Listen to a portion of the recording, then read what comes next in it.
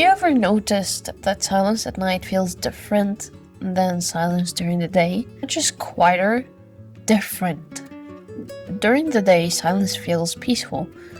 At night, silence feels strangely heavy. Sometimes it's uncomfortable, sometimes it's even unsettling for no reason. And the strange part is that nothing has changed. It's the same room, the same walls, the same apartment you live in, the same person, which is you, sitting there. So why does silence feel louder when the sun goes down? Tonight I want to explore something simple, but it's strangely deep. Why humans react to silence the way we do, and why the dark has always made us think differently.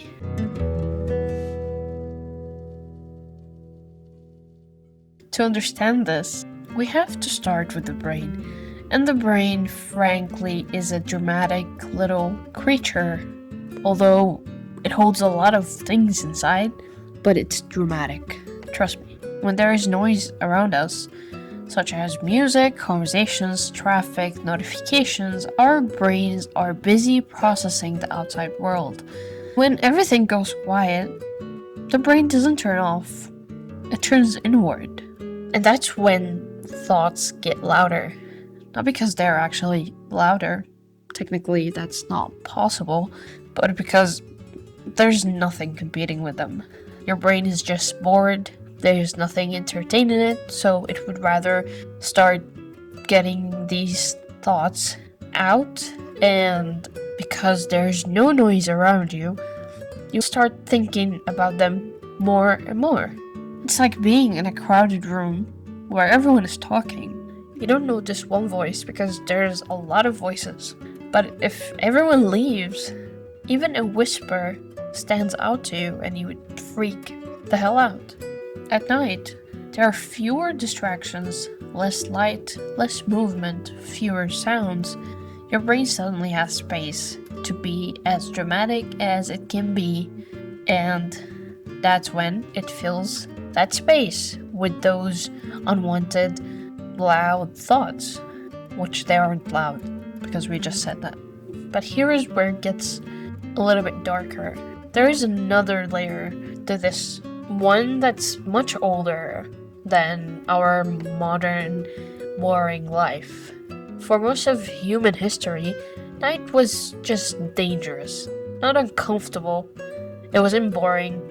I mean, they didn't have anything, but it was dangerous. That's what we know. Predators hunted at night. Visibility dropped. Fires went out. Sounds in the dark could mean something very real. So technically, we learned how to be delusional by our ancestors. I mean, not technically delusional, but anyway. So the human brain evolved to treat darkness as uncertainty, and uncertainty as potential danger. Your nervous system still lives in the Stone Age. Congrats!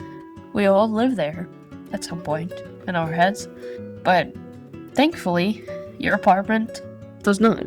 You might be sitting in a locked room in a safe city with electricity and walls and glass and steel and tons of protection around you, and your brain would still be whispering something could be out there, and it would freak out, because that's what it does. Let's be honest, night doesn't change how we feel. It changes how we think. When we're tired, the logical part of the brain, the part that filters and organizes thoughts, starts to slow down. But imagination doesn't slow down in the same way. That's why thoughts become less structured, more emotional, sometimes more creative, and sometimes more anxious, sadly. That's why small problems feel bigger at night, and why memories resurface. And you remember that old argument you had when you were in first grade with your friend who you're no longer friends with, and you think about way you could have responded when you were in first grade, which you probably didn't know you could answer that because you were technically like, I don't know, 7 years old? Yeah, that kind of thing. And that's why ideas appear that never show up during the day, because your brain has enough space to fill this empty space with all these things. Anyway, night is when the mind drifts, because there's nothing holding it in place. Philosophers actually have written about silence for like thousands of years, not as something to avoid, but as something revealing, because silence doesn't create these thoughts. Silence reveals them, because these thoughts are already inside your head, but when there's silence, when there's enough empty space for your brain to bring them out, it does. When the noise disappears, what's left is you and your brain. And that can be peaceful, actually, or uncomfortable, or both at the same time. Because we spend most of our lives surrounded by noise, not just sound, but distraction. We're always distracted by everything. And distraction protects us from certain questions. Who am I really? What do I actually feel? What am I avoiding? Who do I miss? And at night, those questions sometimes show up uninvited. They just slam in the door and tell you, hey, what's up? I got some questions, I guess. I don't know, that's how my mind does it at least. But here's something fascinating, I don't know, or maybe scary. Humans are one of the few animals that are truly vulnerable in darkness. We don't see well in the dark like cats do. We don't hear particularly well, also like cats do. We don't smell danger from far away, and you guessed it, not like cats do. So the brain compensates all those kind of skills we lack by imagining.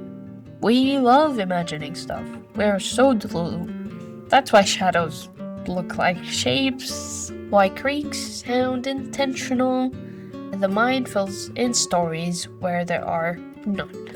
That's why we all love those campfire stories, even if they're not real, because our brains love being delusional. But anyway, fear of the dark isn't childish. It's okay to fear the dark. It's ancient. Our ancestors have been afraid for the longest time, and they didn't have enough light and electricity, just like we do, so it's okay to be afraid because our ancestors were deeply afraid of a lot of things before. So maybe silence at night does feel loud, not because the world is louder, but because we finally hear ourselves, our thoughts, our feelings. And it's important to listen to these thoughts and to these emotions and feelings and not to take them for granted. Because whatever we are holding inside us, it's important that we clear it out. These kind of things, thoughts, feelings that our brain keeps throughout the day and not reveal them is because there's a lot of distraction around us. So I'm not telling you like to stop going out with your friends or stop getting on your phone or play or whatever, but it's important that you make time for yourself, to sit with yourself, listen to yourself and what you need, because it's important that we listen to ourselves. And I know I made just a couple of jokes about our brains and whatever. Although our brains are dramatic, they are literally the most important part besides the heart to keep us alive. So take care of yourself, take care of your mind, take care of your heart and your health, and leave a like and subscribe to my channel if you liked this video.